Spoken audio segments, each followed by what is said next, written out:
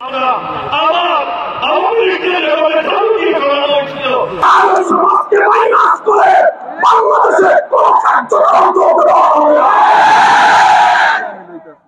আবার বলছি, শান্তিপ্রিয় প্রক্রিয়ার মধ্য দিয়ে সকল কাজ চলবে।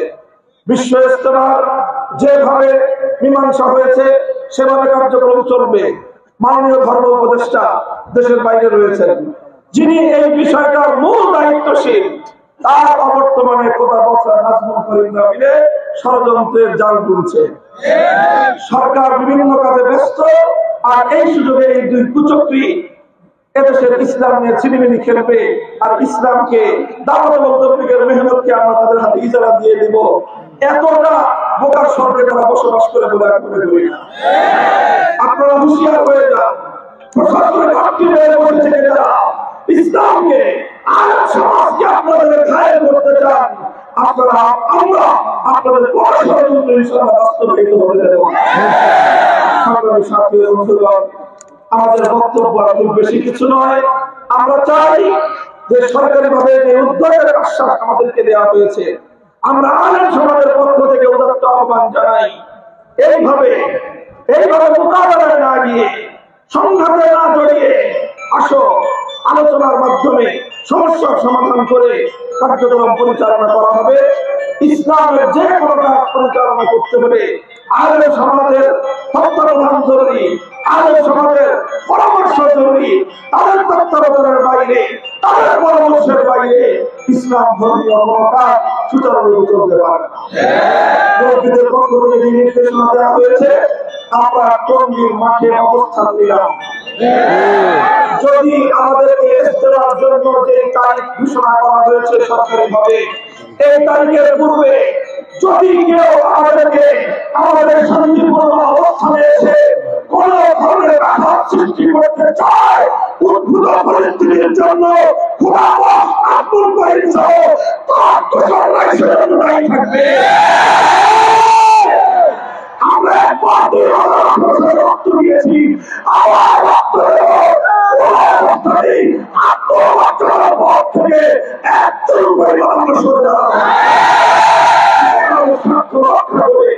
ইসলামের প্রতিটি বিষয়ে আলেম ওলামাদের প্রদত্ত সিদ্ধান্ত কার্যকর করে তবে আমরা ক্ষান্ত হব ইনশাআল্লাহ। আসসালামু আলাইকুম ওয়া রাহমাতুল্লাহ। আমি তোমাকে বক্তব্য রাখবেন। গত 17 বছর পর্যন্ত যারা বসিল খেলা হবে, আমরা খেলার মাঠে ছিলাম, কিন্তু আমরা দেখেছি 17 বছর তারা আমাদের সাথে পুলিশ লীগের মাধ্যমে খেলছে। আজকে প্রমাণিত হয়েছে তাদের বিন্দুমাত্র কোন সাংগঠনিক শক্তি নাই।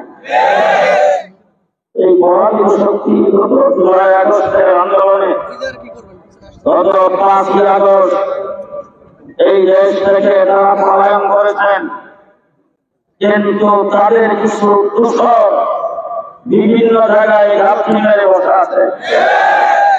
অন্তর্বর্তীকালীন সরকার, আমাদের সরকার আন্দোলন সংগ্রাম যারা করেছেন তারা আমরা সরকারকে বলে, কিন্তু সরকার যেদিন থেকে ক্ষমতায় আসীন হয়েছেন ওই দিন থেকে পরাজিত শক্তি সরকারের বিরুদ্ধে নানান ধরনের ষড়যন্ত্র করে যাচ্ছেন।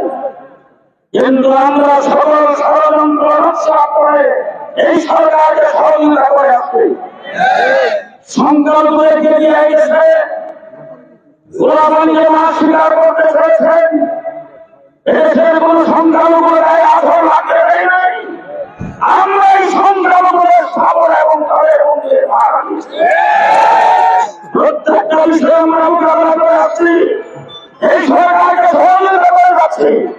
কিন্তু আমার সন্দেহ হচ্ছে এই গাজীপুরের পুলিশ কমিশনার আর এই স্বরাষ্ট্র মন্ত্রণালয়ের সাথে সংশ্লিষ্ট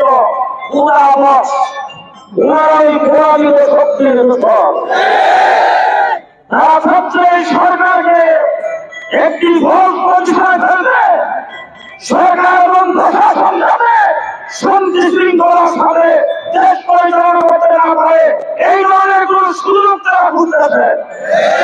সুতরাং আজকে আমি দাবি জানাবো, অনতিবিলম্বে এই খুনা অবস্থান আর এই পুলিশ কমিশনার নাজমুল সাহেবকে অনতিবিলম্বে অপসারণ করা হোক।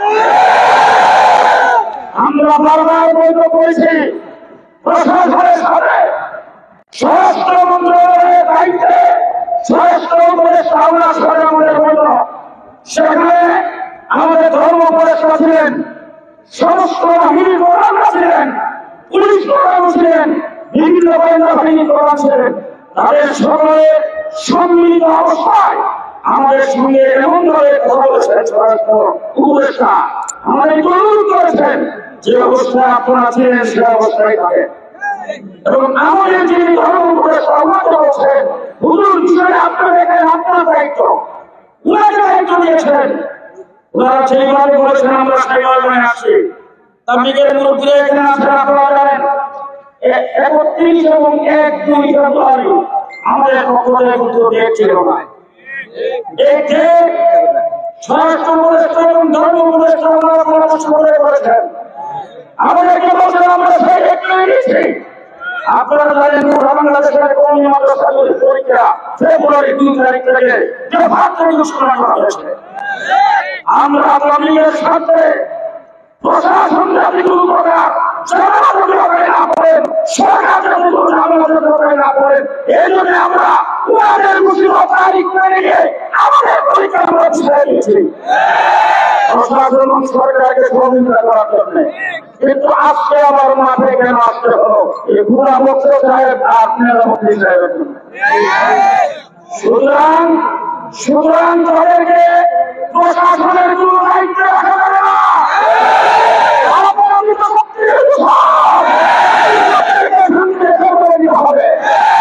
আমরা যে অবস্থা আগে অবস্থায় আমরা আছি, যদি আমাদেরকে ঘোষণা দেওয়া হয় তাহলে গত 5 তারিখে সবার বিরুদ্ধে আপনারা ছিলেন তো, বাংলাদেশ থেকে যারা আসছিল তারা কিন্তু মরে নাই।